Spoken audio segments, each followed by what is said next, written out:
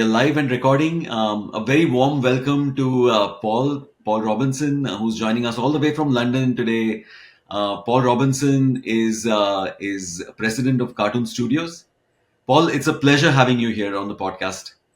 No, it's a great pleasure. Thank you very much. And London is sort of spring-like, but not summer-like yet. But we're not quite in our shorts, but we're working on it. Fantastic. San Francisco looks gorgeous today. It's a beautiful day. Thanks for speaking with us. At a late evening in London at this time. And then just to give a quick perspective, the Vitrina Business Network is currently about 65,000 execs strong. We have folks coming in from different parts of the entertainment supply chain. That includes streamers, TV networks, heads of production, post production, and the entire entertainment supply chain, who are typically part of our network. So your voice is going across to 100 countries, Paul. So, but again, a very warm welcome to you. I just want to also give a quick background information about your very checkered career. And I'd love to hear your story about how you went from radio and network radio and being a presenter to being an exec and a leader at some of the biggest names and brands in the entertainment industry. So rarely do I meet people who have been at BBC, NBCUniversal, Walt Disney Company, all at leadership positions, and now at Kartoon Studios. So maybe a great segue to sort of launch is a little bit of a background, Paul, if you can. Well, I think I've just been very, very lucky. I've had nice people who've offered me jobs, and I've taken them when I felt I could actually do them. I started in radio because I was a music fan, basically. I used to spend as a kid all my money on records when it was vinyl, 45s and 33s. And I did sciences at school. I went to Oxbridge. I passed the Oxbridge exams. I went to Cambridge University and studied natural sciences. And I think I was sort of destined to become, some sort of scientist. I'm slightly handicapped in that my father was, well, they say it's not rocket science. My father literally was a rocket scientist. So I clearly was, destined to be a junior rocket scientist, but I didn't. I decided instead I wanted to work in media, and in fact started as a presenter on commercial radio, and then a program director in commercial radio, and then went to the BBC and ended up running Radio 1, which is the national pop network, which is a huge network. And when I was there, we had 19 million listeners a week, which is a lot for a radio station in the UK. And then I became head of strategy for all of BBC Network Radio, all of the national services, including the speech services. So, it was great. I mean, it was a fantastic journey. And I never planned to get into television, but one day the phone rang and someone said, would you like to come and interview for the Walt Disney Company? And I said, well, that's a good idea. My kids had loved going to the parks. I'd been a fan of Disney. I went to the opening of Disneyland in Paris. I thought, yeah, why not? And then 7 interviews later, I got the job. Fantastic. And, I see that you completely pivoted your career into really specializing in kids content, animation. How's that journey been?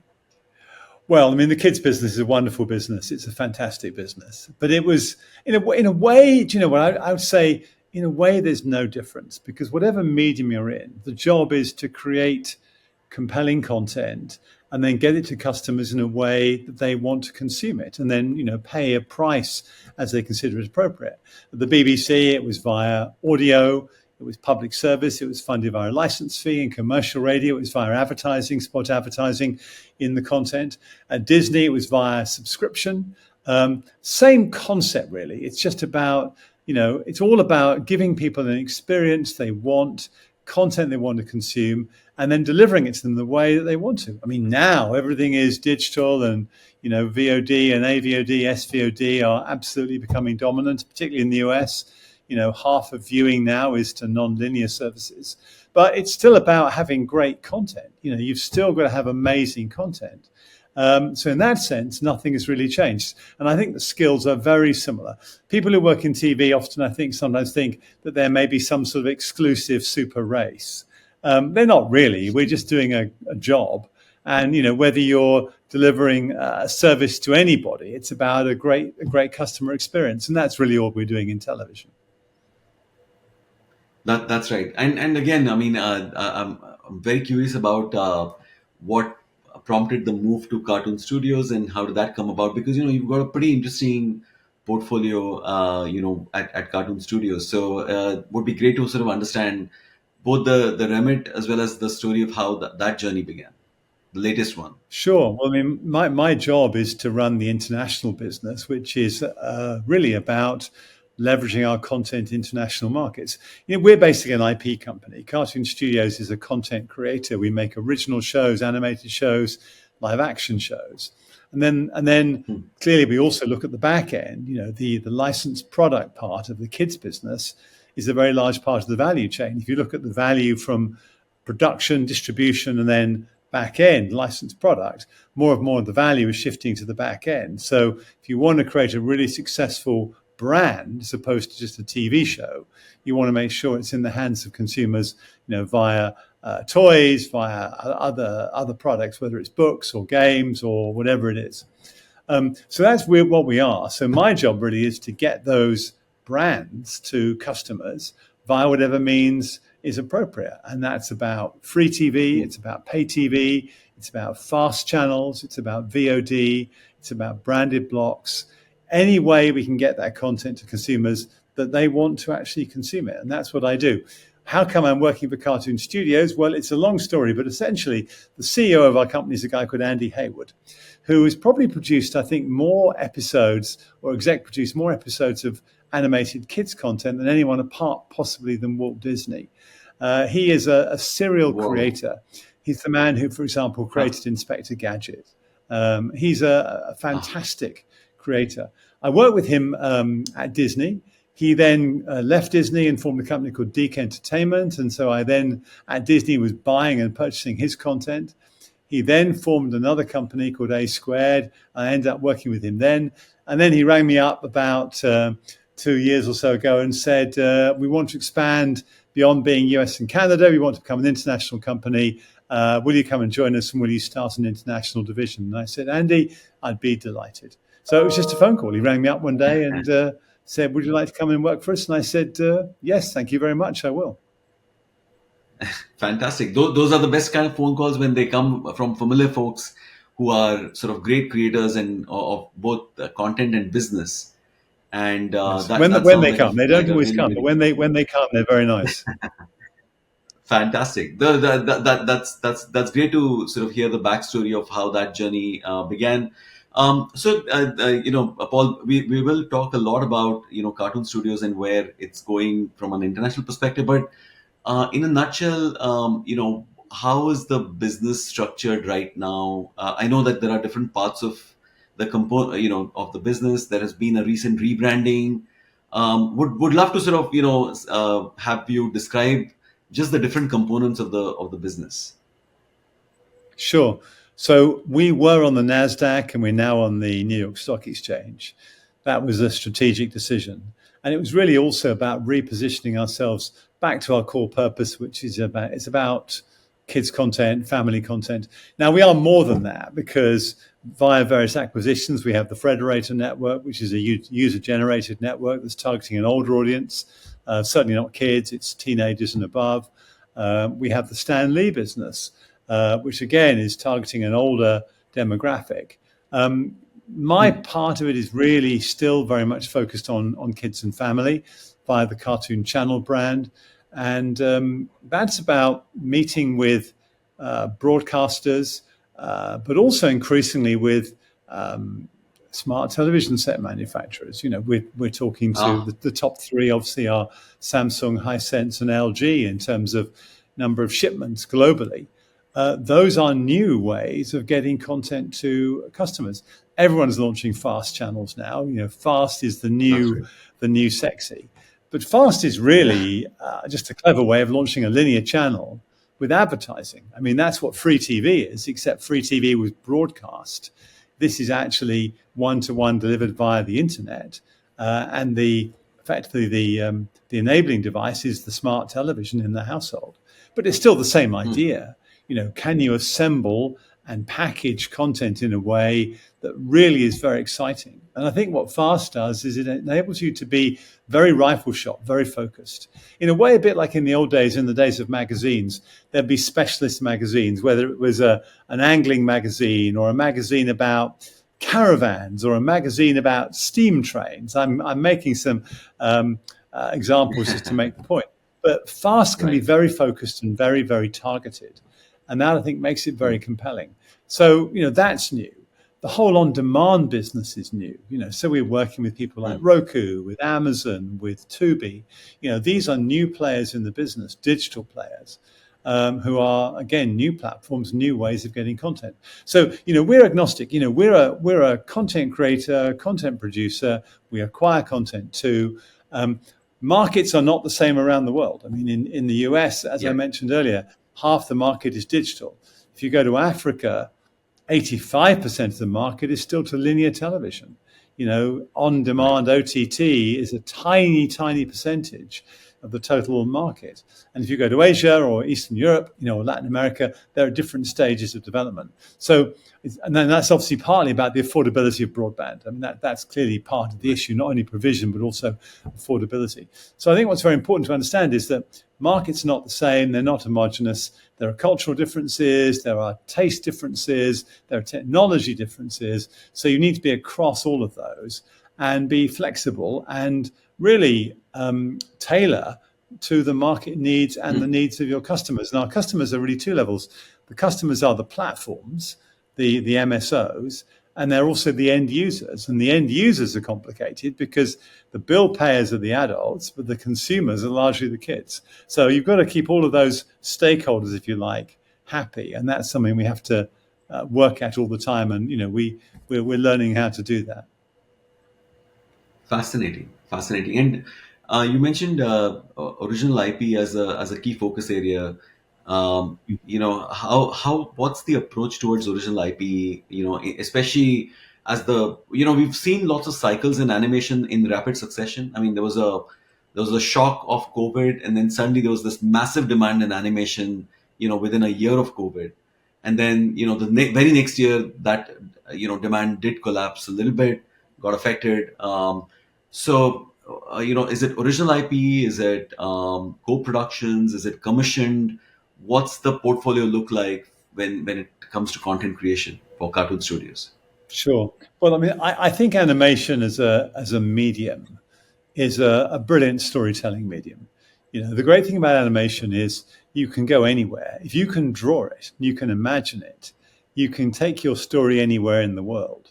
If you're creating live action, it's more difficult. I mean, if you haven't got budgets like Game of Thrones, you can't do some of those really epic things in television. And I think television is probably going through a completely golden age at the moment. I mean, it's just extraordinary, the quality we're getting on TV. But animation, great storytelling medium and very flexible. Different forms of animation, obviously 2D, 3D, stop frame, and so on. Our approach has been largely to do our own originals and fund them ourselves. And the reason for that is it gives you two distinct advantages. One is it gives you a real USP in the market. It gives you content that you own, that you control, that you've got rights over. And you've got rights over not only in all of the geographies, but also of the windows. And as we were saying, it's now very complicated with free TV, pay TV, fast, TVOD, SVOD, AVOD, and any other rights that may or may not be invented yet. If you own that content end to end in every geography, you've got a real story to tell when you come to meet platforms. And it's a real sense of competitive advantage. We do some co-production. We do obviously work with other partners. We acquire quite a lot of content. Okay. And we also produce live action content. Our cartoon channel Roblox Rumble show, for example, which is basically a game show for kids, but played in Roblox, made entirely in our Los Angeles studios, has been phenomenally successful. It's been in the top 5 on Amazon Prime Video in the US. It's been in the top 3 in Southeast Asia on-demand platforms. And that's basically a game show for kids, which we created in-house. So, we're a serial ideas generator. We're a creative company, and we like to then if we can, bring those ideas to market and not only make them available on our own channel, our own branded channels, but also sell them to third parties. So we'll also talk to all the other broadcasters in the market, and the goal is to try and maximize distribution. Of course, everyone wants their children to be heard. Everyone wants to have the best share of voice they can have. Got it. Got it. No, that's and does that philosophy also extend to international? When you look at Yes, international, absolutely. I is it mean, very largely much. Yeah, very much. Look, we're at the early days of international. I've been running international now for less than 18 months. We're in about 60 odd countries at the moment, so a long way to go, but we've made a good start. But no, the goal is to, if we can, to bring Cartoon Hmm. Channel to as many families, as many communities as we possibly can. So would it be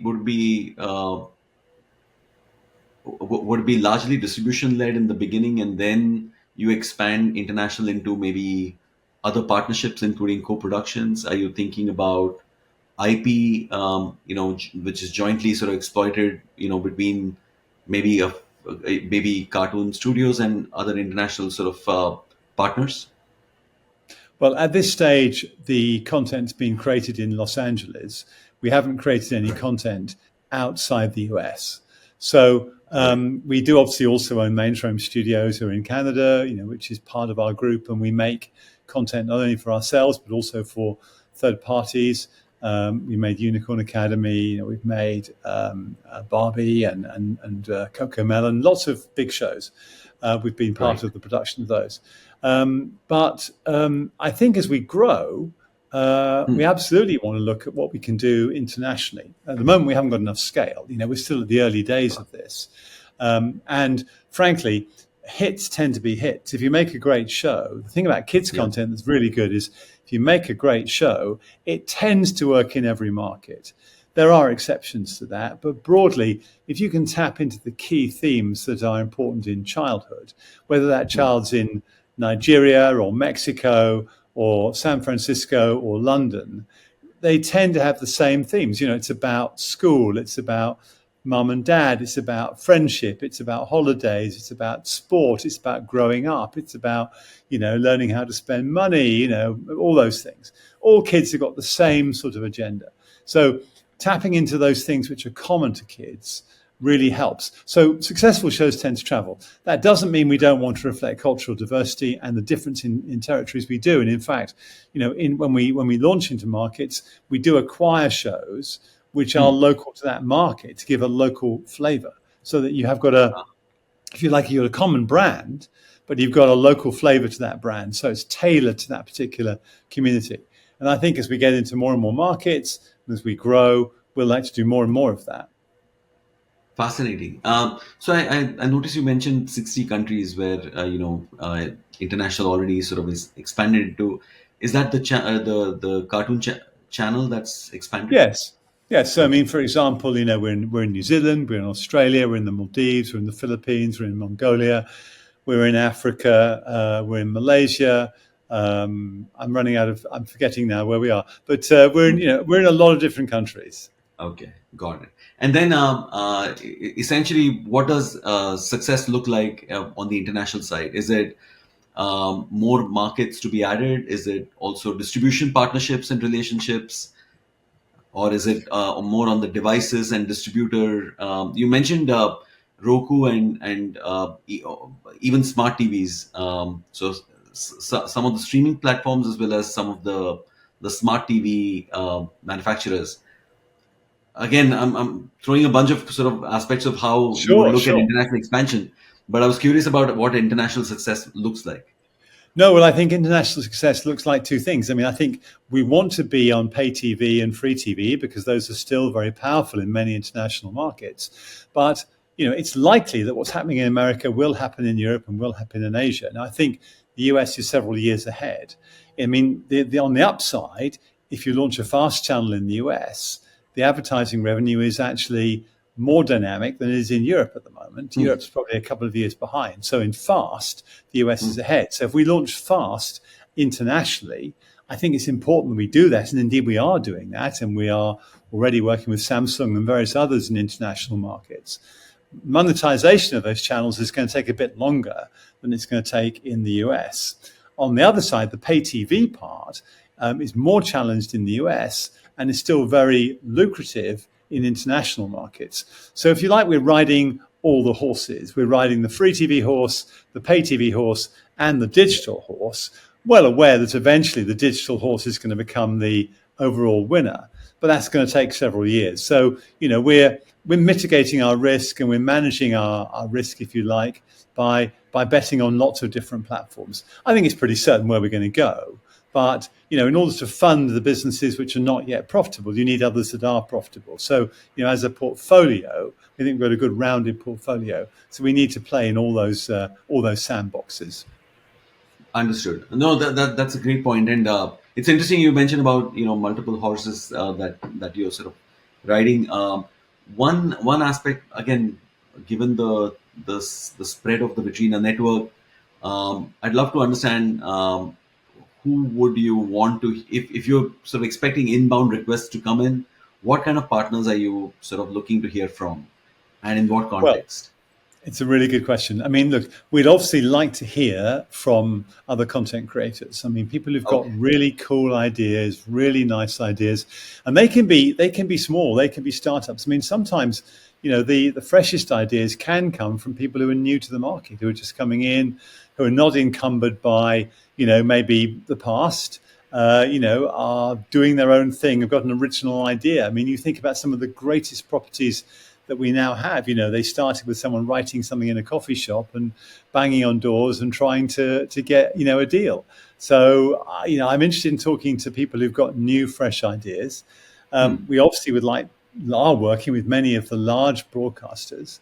And we want to continue to do that, whether it's an ABC Australia or a Super RTL in Germany, or a BBC, or MediaCore in Singapore, or Astro in Malaysia. These are all important partners for us. And then, obviously, as you say, all the digital partners. So the smart TV manufacturers, the other new players who are penetrating that market. And, Tubi is a new one. Roku's been big in the US for a while, but is growing internationally. You think about many others. Hmm. There are others coming up, which are going to be, I think, very significant. There was one I was talking to yesterday, which, in fact, I hadn't even heard of until they approached me. And they Hmm. told me about their numbers. And they're already hitting several million households, and they've got ambitions to be, a global player. Now, I think Wow. their business model is very interesting. And Hmm. so I'm going to talk to them as well. So I think I wouldn't close any doors. At the end of the day, it needs to work for both of us. They need to believe that our content is going to provide a business benefit. And Hmm. principally, what Kids is probably the best anti-churn you could possibly find.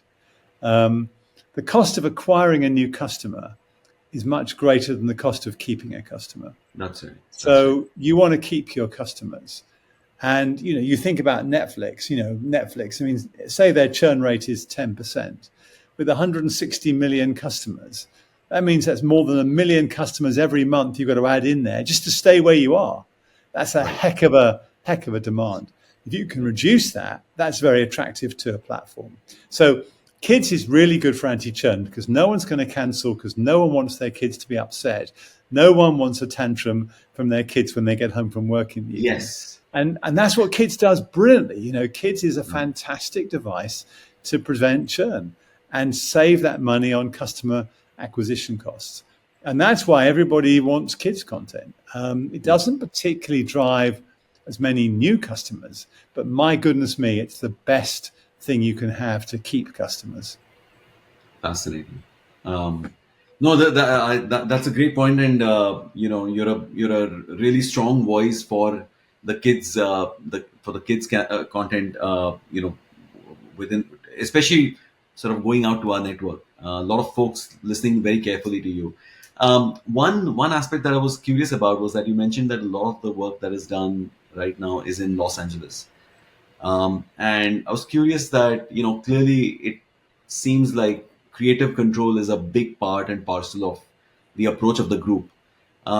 Is that one of the reasons why you would not sort of go into maybe some of the tax havens, or uh, markets that actually offer tax incentives for animation content?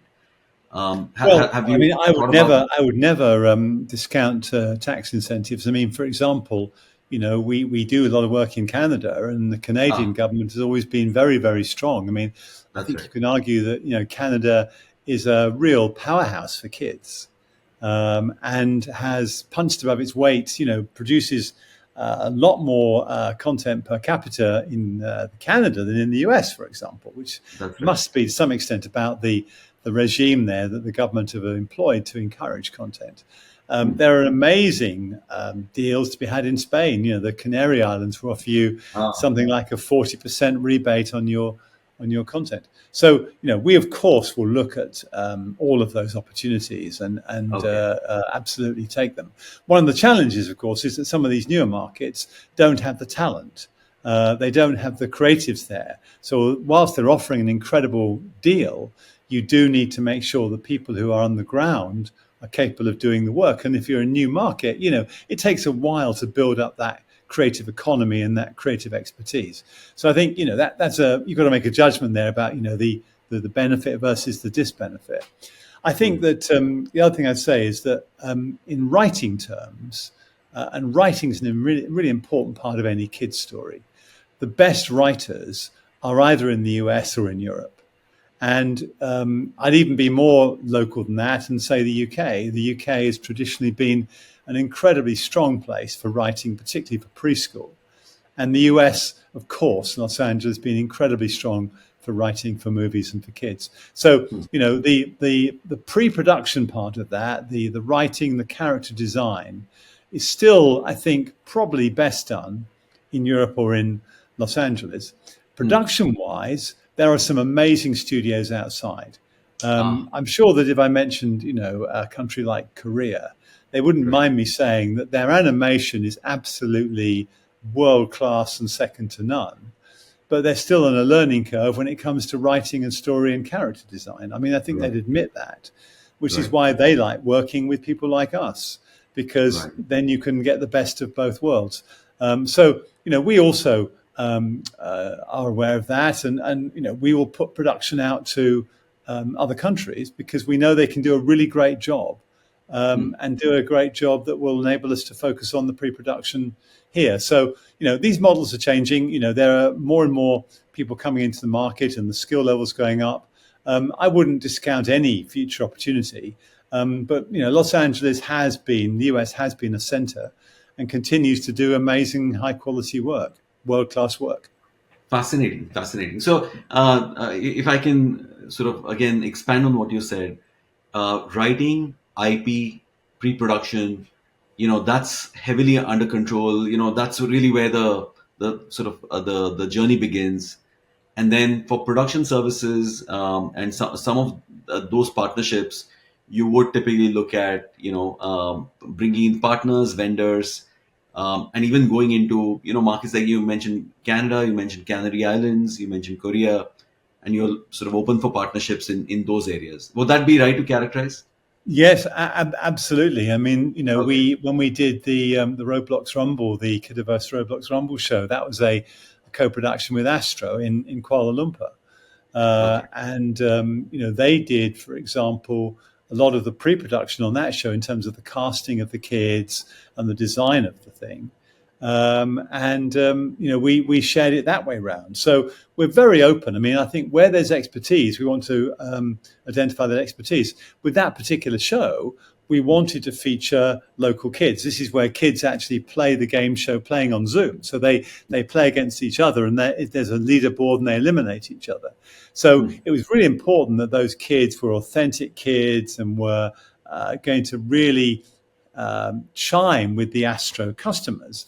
Astro's a big player. They're the number one pay TV operator in Malaysia with over, I think, a 40% penetration of the market.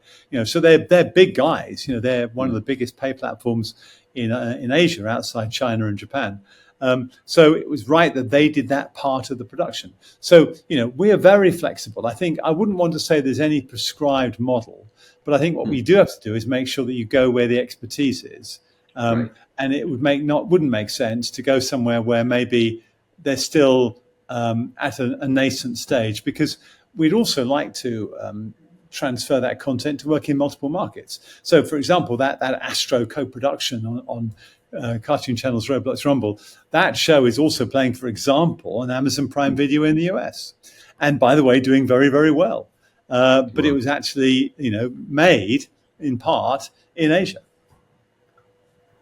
Fascinating, fascinating. That's a great story. That again, our network typically loves sort of hearing about either cross-border collaboration or cross-border successes for content that essentially takes content from one market and then is successfully able to transport and make it successful elsewhere. So that's a great story right there. Yeah, I Paul, think I so. Look, had I think I travel a huge amount. Sorry, I apologize. I travel a huge amount, and I go to these markets regularly. I go to the countries where we are present, and it's really important to understand that. So you understand the local culture, you understand the strengths they can bring, and you understand the areas where they want to learn from you. One of the reasons people like to partner from us is that we can help them in areas where they're not so strong, and we can work with them where they are very strong. And I think in that situation, you've got a win-win for both partners. But that recipe is not the same recipe everywhere. You take, for example, food. I always make a point of trying the local food, and I love it, whether it's the chicken rice or the durian in Malaysia, or it's the pho in Vietnam, or it's the barbecue at your table in Korea. It teaches you a lot. And if you think of the world a bit like different sorts of food, everyone has to eat, and we all love food. But actually, the way we cook it, the way we prepare it, the way we serve it is different. And that's really the way I like to think of this. Fascinating, fascinating. No, that again resonates a lot with our network. Again, it's all about cross-border collaboration, cross-border successes, and cross-border expansion of business. Paul, a couple of questions which I had were relating to the big gorilla in the room, YouTube. How does your group think about YouTube? Again, we on the streaming side, we've had lots of successes with Netflix, Amazon Prime, and so on. But YouTube is one pretty compelling sort of platform, and especially I would argue for animation and for a lot of new animation discovery of new IP and new content, it becomes a pretty interesting platform as well, right? Well, YouTube is a hugely well-consumed platform. You look at the numbers in the US; it's a very, very significant amount of total viewing, and viewing not just on these devices, but on big screens in the main living room. And I think that's where it's transitioned to. We do quite a lot with YouTube. I think of YouTube as being the best way, or one of the best ways, to build awareness and build reach. If you want to build Right. awareness of a property, if you want to really get people to know about it, YouTube is a great place to be. It can be a challenging place to monetize. One of the challenges is if you're going to invest millions in a original property, you probably are not going to get that money back by just being on YouTube. Right. So YouTube is part of the strategy, but not the whole strategy. So you've got to think very carefully about how you're going to make that business work, how you're going to make that return on that investment. And that's going to be in part things like the back end I've talked about already, but it's also about leveraging all of those different windows, all those different customers who've got people who want to view content, which doesn't just include YouTube, because YouTube is advertising, it's revenue share, and it takes a while to build a YouTube presence up. A YouTube channel doesn't become a big channel straight away. It takes time to build that. And, meanwhile, you spent all that cash out on your production. So fantastic for building reach, fantastic for building awareness, a crucial part of the launch of any new IP, but not the full story. Got it. Got it. No, that's again something that keeps resonating back from different groups, especially that sort of getting IP out there for either promotional purposes or for building a fandom, right, or a fan base. But again, the challenges with monetization are pretty clear. My last two questions, Paul, are going to be relating to the massive technological disruption that's happening, especially with gaming engines and a lot of generative AI in the field of animation. How do you sort of deal with that? What does the group feel about?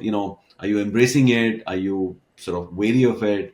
I would love to understand, like, really what's happening as we see wave after wave of new innovations coming through from a technological perspective. And the next question was going to be about outlook, but I'd love to address the technological aspect first. Okay. Well, technology is probably the single largest driver of change in our Yes. business. It is both an incredible opportunity and it's also a threat. It can be quite Yes. scary. And I think for all of us, one of the challenges we all face is to be aware of what's happening and to keep up with it and to understand how it can be used to benefit us. I see technology as overall a very exciting new buddy that I've got to really understand, and I really need to deploy. And you mentioned AI. I mean, there's been a huge amount of concern expressed about loss of jobs and content being produced that's really inferior, or it's just a copy of what's there already. I see AI as an opportunity, not an opportunity to reduce jobs, but to actually do some of the things which are repetitive. I mean, for example, Right. all of the work you do in post, in fixing Hmm. stuff, a lot of that's Hmm. very repetitive and a bit mundane for human Right. beings. Right. That can be in part automated. And that actually Yep. means that person can go off and do something a bit more interesting. Right. AI can help with initial research, with translation. I mean, dubbing, for example, is a really good example. Hmm. Sometimes the cost of dubbing a particular language can exceed the license fee for that particular show, which means that if you're in a Wow. small market, and I'm thinking here about, for example, the Balkan states, the former Yugoslav Right. republics, where populations are 4 or 5 million, and they've got Croatian and Bosnian and Herzegovinian and loads of other languages, Hmm. Macedonian, Serbian. Frankly, you can never afford to dub because you'll never get Right. your money back. And so what it means is you Right. can't get that content to those Hmm. markets. AI will mean that these shows can get to those markets because the cost of doing the dubbing is going to radically change. And we're working with and looking at lots of AI opportunities in dubbing. And there's some very innovative Ah. companies who are doing very interesting things. So we have used AI for dubbing promos, and we're looking at AI dubbing for lip sync. And we are regarding that as a tool which will enable us to get content to other markets. There are lots Hmm. of benefits in production too, but I think it's really important to say that human beings are still the engine of this. Creative ideas and new ideas will always come from human beings. You can never ask a research group or an AI, even a Gen I engine, to come up with a brand new show that's going to be the new Game of Thrones. It won't be the new Game of Thrones. It'll be a Game of Thrones lookalike. Right. It takes Right. someone to have inspiration, or Harry Potter, or whatever it is. So human beings have got to be the drivers. Human beings have got to check and oversee. AI and technology are fantastic tools, and they enable you to deliver content to people more cheaply, more Hmm. easily, get to places you couldn't get to before. We've just got to figure out how to do it. As I said, at the end of the day, technology is changing the game. It's changing the business models. It's changing the dynamics. But ultimately, you've got to have great stuff to give people. What technology does is it reaches them more quickly and more easily, and reaches the places you otherwise can't reach. So I think I see technology as a huge positive, but it's Hmm. one that we need to make sure that we are managing, and it is not managing us. Right, right. No, those are great points, and totally understand. Some of the points that you hit there, specifically on the dubbing piece. We are seeing massive sort of changes in the localization industry. with a lot of speed and efficiencies coming in, especially to address some of those languages that you talked about, which were economically unviable to sort of localize. But now with the help of AI, you could actually do it faster, cheaper, and you can do it rather than not doing it and not addressing those markets and those niches. So Yeah, those are great points. exactly. Um, so, Paul, coming to final question relating to the outlook for the year, what does a great, successful year look like, especially for your international portfolio? And again, if there are ideas on that uh, our network can sort of address, I'm sure you'll be getting a lot of inbound LinkedIn and email requests, and some from Vitrina as well. Well, always happy to hear from people, and please do contact me on LinkedIn. That's probably the best place to go. You'll find me on LinkedIn if you put in Paul Robinson Disney or Paul Robinson Kids Co or Paul Robinson Cartoon Studios. You'll find me. There are a few Paul Robinsons because both my first name and my second name are quite popular names, so you need to put the extra word in to find me. But do contact me on LinkedIn. I would say I'm looking for lots of great new content. I'm always looking for another big show, another big new Okay. show. So if we could find one or two really exciting new bits of content between now and the end of the year, that would be great. If I could get into another half a dozen markets and bring our services to half a dozen markets, that would be good.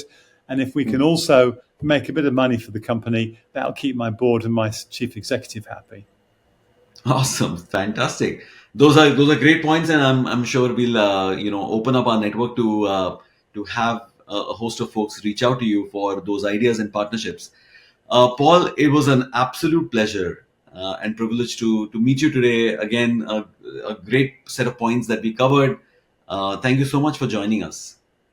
No, great pleasure. Thank you very much. Give my love to San Francisco. I'll come and see you very soon.